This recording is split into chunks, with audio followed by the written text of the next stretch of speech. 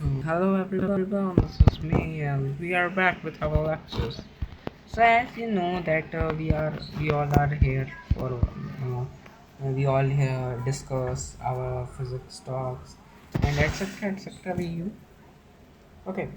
So today we are here to discuss about the term of you know what how to say yes wave integration. Yes, we will be doing integration integration. Yeah, you know, integration for physics, you know. Yeah, you understood our topic. What will we be doing? Integration, integration for physics. Okay, integration for physics means integration for physics. You know what?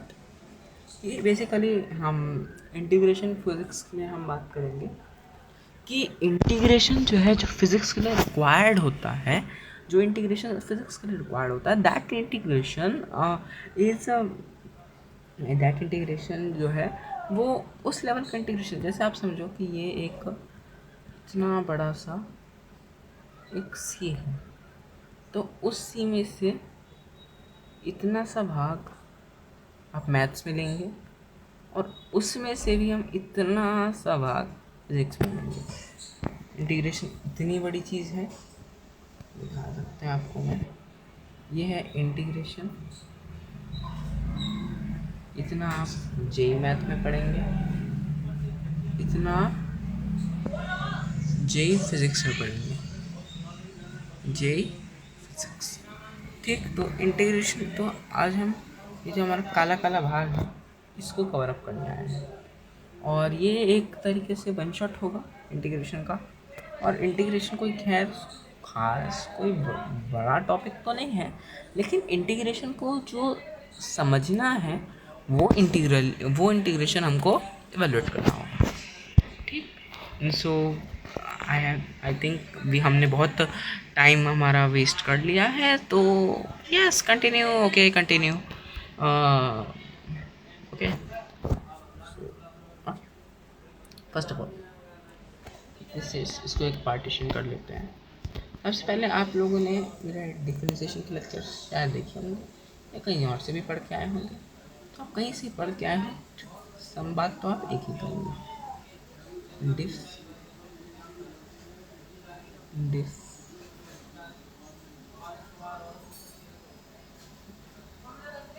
ऐसे लिखेंगे differentiation.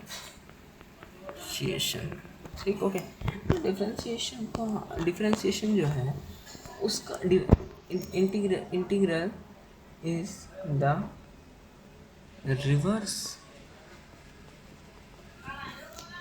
Process of derivative, यानी differentiation of derivatives means if differentiation of a function fx with respect to x is what gx, let's say gx, it is not gx, but let's say this some other function gx. Okay, so then then if you integrate gx and to determine dx, okay, integrate this stuff, you will be getting what? A fx. Okay, plus c, that is our not topic today. Okay, so integration of gx will be getting us what? Fx. Means by reversing, you know what was differentiation, what was differentiation, you know, we used to determine a we used to determine a slopey tangent. If this is the tangent, to at this tangent, this tangent, this tangent, this tangent, used to determine. And or you can say differentiation is just the change, but here we will not talking about the change, here we will be talking about the summation. Okay, so let us, if I use this, let us you understand this by an example. You know, this is a graph. Let's take whose graph, इसका graph no, चलो सबसे पहले simple graph लेते हैं. ये रहा एक graph. अगर मैंने आपसे कहा कि ये ग्राफ है हमारा सा, मेरे को बताओ कि तुम इस ग्राफ का एरिया अंडर द कर्व बताओ. ये जो एरिया है अंडर कर्व जो एरिया है, ये this area will be what. Okay, तो ये आपके लिए बहुत आसान सा टास्क है. ये कोई ज़ीरो होगा ग्राफ में, ये कोई पॉइंट एक्स होगा. ये लेंथ कितनी आ गई, एक्स. ये लेंथ एक्स हुई ना, एंड देन ये लेंथ वाई में, लेट से वाई है. तो area of triangle x base into height y 2, this is the area. Okay, now okay, if I say that this is an graph. अभी हम ऐसी कुछ बातें करेंगे जो आपको आती है. Let us see, this is the graph कोई सा है, कांस्टेंट ग्राफ है, ऐसा जा रहा है ग्राफ, मस्त ऐसा ग्राफ है. तो आप मेरे को बताओ तो ये एरिया कितना होगा. This area is what, just this area of this triangle. This is our area under the curve. So this is what, area under curve. So basically okay, you are easily determined. Now अगर मैं आपको कुछ ऐसा चीज़ दे दूँ जो आपने कभी ना देखा, तो आप क्या कर सकते हैं. ऑप्शन ए, इंटीग्रेट करेंगे, और ऑप्शन बी, समेशन करेंगे. क्या करेंगे आप ऐसे फंक्शंस का. तो अगर मैंने आपसे कहो कि यहाँ से लेके यहाँ तक के बीच में जितना एरिया रहेगा उसको मेरे को बताओ, तो आपके पास एक घिसा पिटा तरीका होगा. सबसे पहले जो आप सोच रहे होंगे, इससे यहाँ से छोटी छोटी चीज़ें काट लो, छोटी चीज़ें काट लो. हमारे पास क्या मिल जाएगा, हमारे को क्या मिल जाएगा, एक प्यारा सा ये पूरा एरिया मिल जाएगा. तो बस और इसमें से एक दिक्कत है कि जब मैं ये लिमिट डिफाइन की मैंने यहाँ से,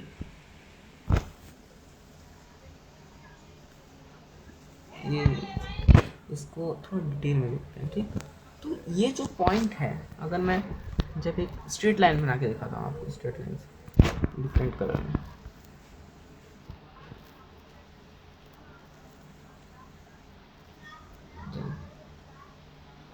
सो ऑलवेज एक छोटा सा एरिया जो होगा वो रिमेन कर जाएगा. मान लो मैंने कहा कि ये एक,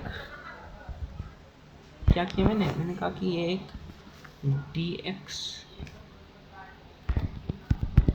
ये एक dx चैनल है, मतलब पूरा dx का. तो ऐसे बहुत सारे इन्फिनिट, बहुत टाइनी जब आप लोगे चीज़ें, तो आपको उसको समेशन करके क्या मिलेगा, बहुत टाइनी, बहुत टाइनी लोगे, तब आपको क्या मिलेगा, सिग्मा dxn. हाँ,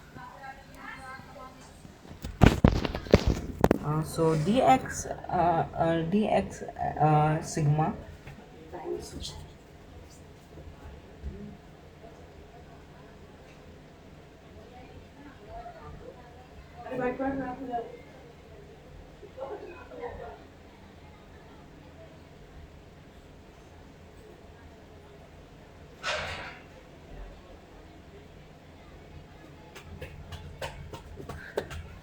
okay.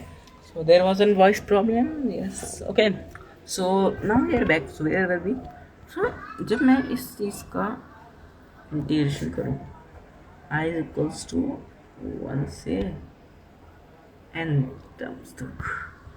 ओके, तो बस सिग्मा, इस सिग्मा की जगह मैं क्या चैनल यूज़ करूँगा, इंटीग्रल dx. और उसकी लिमिट में कहाँ से, फॉर एग्जाम्पल 0 से लेके x तक की लिमिट लगा दी है.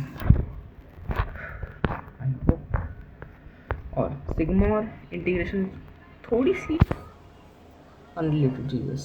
इन सिग्मा है बेसिकली, ये भी समेशन के लिए यूज़ होता है, इंटीग्रल भी समेशन के लिए यूज़ होता है. इन सिग्मा डिस्क्रीट वैल्यूज़ के लिए होता है. किसके लिए होता है, डिस्क्रीट वैल्यूज़ के लिए. And integration is for continuous value. I hope you are getting the point. Okay, so इतना बात तुमने कर लिया. अब हम कुछ इंटीग्रेशन पे कुछ रूल्स पे बात करते हैं कि इंटीग्रेशन के रूल्स क्या होते हैं करने के. इंटीग्रल जैसे आप कोई फंक्शन इंटीग्रेट करोगे तो कुछ रूल्स के अंदर आप रह के ही इंटीग्रेट करेंगे, आप उन रूल्स से बाहर नहीं जाएंगे. और नोट वन थिंग कि जैसे आप कुछ भी फंक्शन को इंटीग्रेट कर डिफ्रेंशिएट कर देते थे, मैं आपको कुछ भी दे दिया, तो यहाँ पे ऐसा कुछ भी नहीं होगा कि हर फंक्शन का इंटीग्रेशन डिफाइन नहीं होता है. रूल फॉर इंटीग्रेशन, ठीक, इंटीग्रेशन, ठीक. सबसे पहले मैं आपको थोड़ी सी मैथ वाले ट्रिक्स भी बताऊंगा, बहुत थोड़ी सी जीरो के लिए ट्रिक दे देता हूँ. सबसे पहले अगर एक फंक्शन लिखा हो उसका इंटीग्रेशन करना है आपको, ठीक. नहीं, उससे पहले हम एक चीज़ और जानते हैं.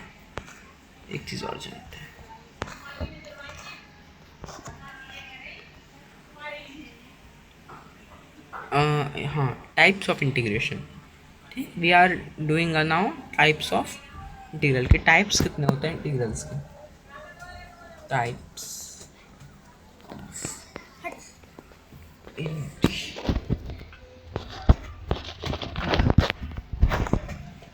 Of integrals. Okay, types of integral को हम टाइप में कैसे बांटते हैं? इंटीग्रल को हम दो टाइप से बांटते हैं कि जब सबसे पहली कंडीशन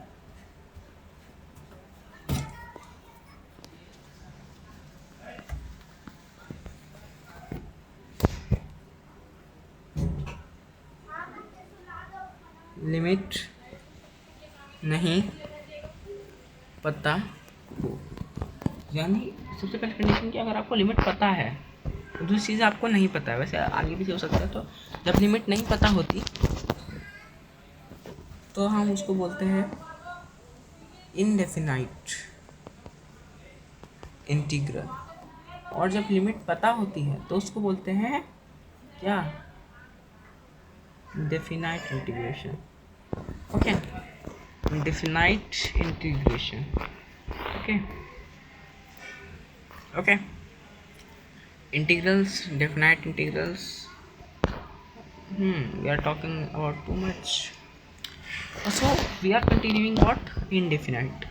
मतलब बेसिकली आप वैसे हिसाब से ये समझो कि इसके अंदर प्लस सी लगता है और एक, अच्छा मैंने प्लस सी को पर बात नहीं की ना. तो हाँ, हम बात कर रहे थे, बीच में बहुत भटक गए. तो जब मैंने आपको एग्जांपल दिया था, आपने देखा ना कि कहीं कहीं पे छोटा एरिया, हर जगह ये बहुत माइन्यूट सा एरिया छूट रहा था, तो उस एरिया को मैंने बाद में प्लस सी करके लिख दिया, ठीक. और एक ही कांस्टेंट के, जो एक ही फंक्शन का कांस्टेंट होता है, वो कांस्टेंट कैंसिल आउट हो जाते हैं, ठीक. और इसलिए इंडेफिनाइट में लिमिट्स होती हैं, तो एक ही फंक्शन के कंटिन्यूस कांस्टेंट होते हैं, सेम कांस्टेंट होते हैं, तो दैट कांस्टेंट गेट कैंसिल. एक प्लस सी एक माइनस सी कट जाते हैं, इसके बाद नो कांस्टेंट इन्वॉल्व होता है. ओके, सो आई होप इतना आपको क्लियर हो. ओके, सो इंटीग्रेशन में आगे बढ़ते हैं. इंटीग्रेशन में हमारा अगला चैनल जो है, नहीं अगला चैनल है, अभी हम इंडेफिनाइट से कंटिन्यू करें. इंडेफिनाइट इंटीग्रल, सबसे पहले एक चीज़ हम बात कर चुके हैं, प्लस सी लगेगा. दूसरी चीज़ हम क्या बात करेंगे? Limit is not defined. Limit जो होगी वो डिफाइन नहीं होगी. लिमिट इज नॉट डिफाइंड, यानी कहाँ से कहाँ तक का इंटीग्रेशन करना है वो हमको पता नहीं होगा. और ये जो इंडेफिनाइट इंटीग्रल है, इस हिसाब से बोलना, इसी पे हम अपने फॉर्मूले का क्रिएशन करते हैं. I hope you are getting my point. Okay, तो जैसे मैं कहूँ integral of a function dx, ये मान लेते हैं क्या आएगा, क्या एक gx, और इंटीग्रेशन करने के बाद एक चीज़ हम इंडेफिनाइट में लगाते हैं प्लस सी. तो this is the ideal format for indefinite. और डेफिनेट का भी आपको आइडिया दे ही है, डेफिनेट का भी आइडिया दे देते हैं. मान लो एक फंक्शन है, इसको इंटीग्रेट करना, जिसको इंटीग्रेट करने पे क्या आने वाला हमको पता है, अल्फा से बीटा तक. ओके, तो इंटीग्रेट करके क्या मिला हमको gx. तो इसकी एक लिमिट रहेगी, कहाँ से कहाँ तक, अल्फा से बीटा तक। इसके आगे आपको सॉल्व करना आता है, एक बार जी अल्फा, सॉरी एक बार जी बीटा, एक बार जी अल्फा, दोनों माइनस हो जाएंगे, ये हमारा इंटीग्रेशन का आंसर आएगा। ओके, तो बस इतनी बात नहीं है, थोड़ी सी और बातें डेफिनेट में, उसके बाद आपको रूल्स बताएंगे, उसके बाद आप धराधर करने लगे डी एक्स। ठीक, तो अब अब क्या कहा, कहाँ था, हाँ अल्फ़ा बीटा पे थे। तो ये जो अल्फ़ा बीटा है, जो लिमिट्स है हमारी, तो ये जो ऊपर में होती है उसको बोलते हैं अपर लिमिट, और जो नीचे में होती है उसको बोलते हैं क्या, लोअर लिमिट। ठीक, और अपर लिमिट की वैल्यू लगा के माइनस करते हैं लोअर लिमिट की वैल्यू वेरिएबल की जो लास्ट में। ठीक, ओके ओके ओके, चलो बहुत ही बढ़िया। अब लेक्चर में अगला टॉपिक हम कहाँ थे, हम रूल्स पे थे ना, हम रूल्स पे थे हम, लेकिन बीच में डाइवर्टेड हो गए। ठीक, तो याद हम रूल्स तक ही करें, रूल्स। ठीक, रूल्स फॉर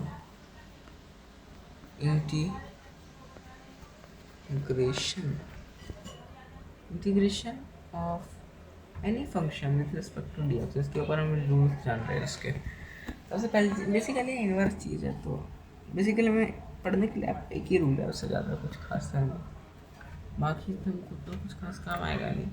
मैं आपको एक मैथ की एक नई चीज़ बताऊँगा।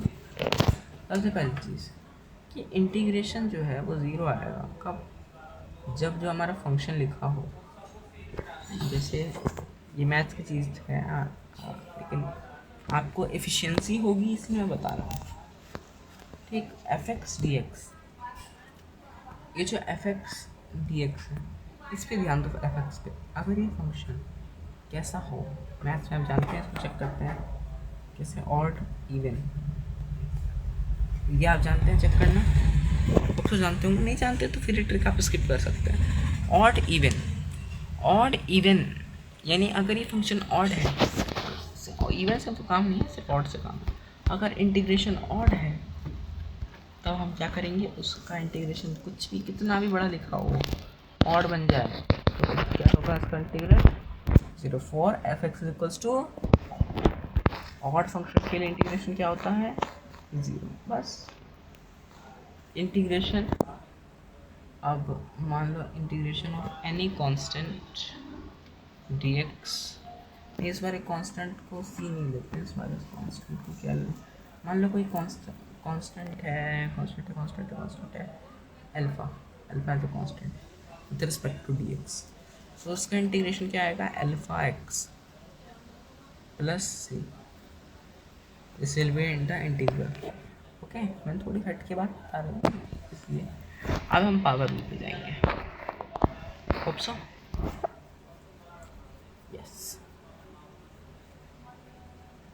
कहाँ, हाँ ओके, सो इंटीग्रल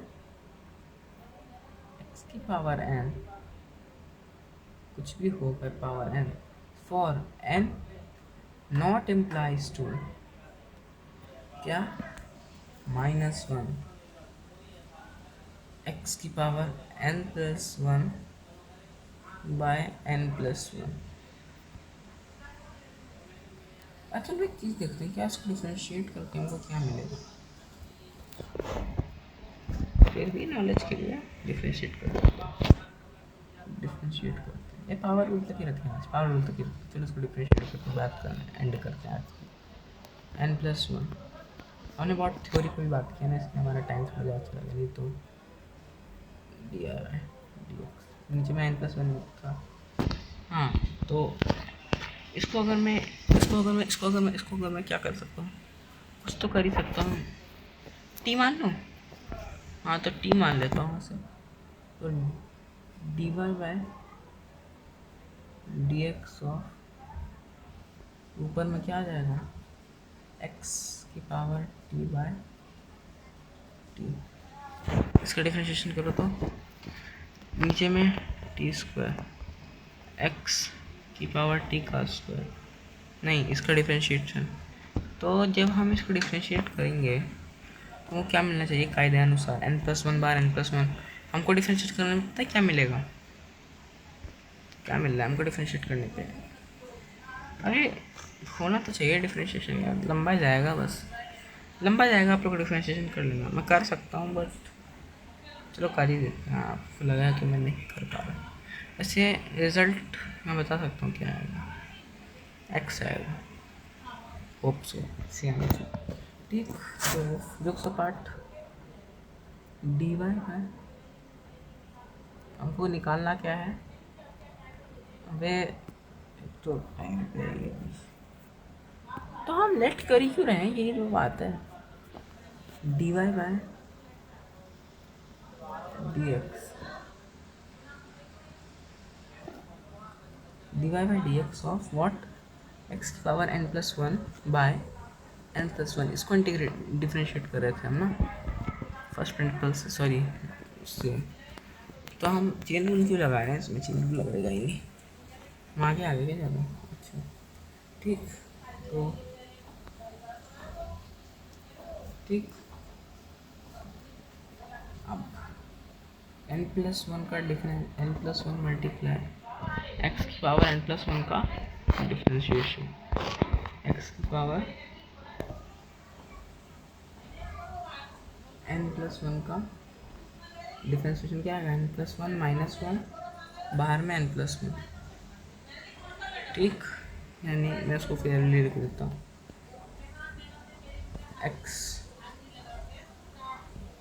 की पावर n+1 बाहर गुणा ज़ीरो, कुछ भी माइनस में ज़ीरो आएगा, n+1 का डिफरेंशिएशन ज़ीरो, नीचे n+1 का होल स्क्वायर, इससे ये गया, इससे ये गया, इसके ये गया, हमारे पास क्या मिला, एक्स की पावर हमको n मिली आंसर। इसको इंटीग्रेट, अब एक्स की पावर यानी इसको जो डिफरेंशिएट करके आएगा, इसको जो डिफरेंशिएट करके आएगा उसको वो इंटीग्रेट करके आएगा। इसको जो हम डिफरेंशिएट करें तो जो आया एक्स की पावर n+1, अब इसको जो इस पूरे टर्म को जो डिफरेंशिएट किया तो जो हमको मिला, तो जो इसको डिफरेंशिएट करने पे जो हमको मिला वो खुद खुद कब मिलता है, जब हम इसको इंटीग्रेट करते हैं। ओके, तो अब इस रूल के ऊपर कुछ स्पेशलिटी है कि -1 पे वैलिड नहीं होता है। क्यों -1 पे क्यों नहीं वैलिड होता है? पहले तो ऊपर में पावर हो गई 0, तो ऊपर 1 के फंक्शन 1 नीचे 0, तो 1/0 तो नॉट डिफाइंड होता है, not defined, d n not defined. हाँ, तो इसके लिए एक स्पेशल तरीका है, तो पहले इसमें बात कर लेते हैं। पता नहीं क्यों क्या हो रहा है, उस पर हम बात नहीं कर पा रहे, हम अपने मेन टॉपिक पे हम इधर उधर जा रहे हैं, मतलब है तो टॉपिक पे ही, बस ऑर्डरली नहीं पढ़ पा रहे। ठीक, मैंने बोल रहा था कि मैं इतने पे एंड कर रहा हूँ, लेकिन ठीक कोई ना। 1/x dx का इंटीग्रल जो होगा that will be log natural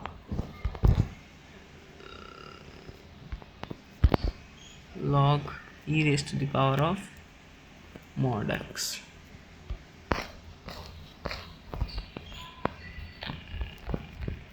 log e raised to the power of mod x plus constant लगा देना, कि वैसे भी आपका फिजिक्स में जो इंटीग्रल रहेगा उसमें कांस्टेंट नहीं रहेगा कहीं पे, तो चिंता की बात नहीं।